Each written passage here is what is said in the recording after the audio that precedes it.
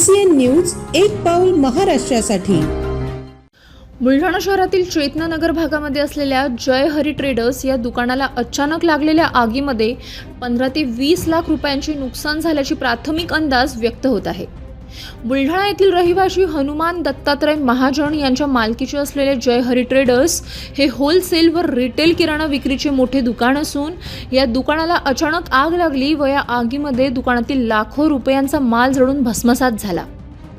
या आगीचे कारण अद्याप स्पष्ट झाले नसून स्थानिक रहिवासीच्या मदतीने आगीवर नियंत्रण मिळवण्यात आले। CCN news team Buldhana.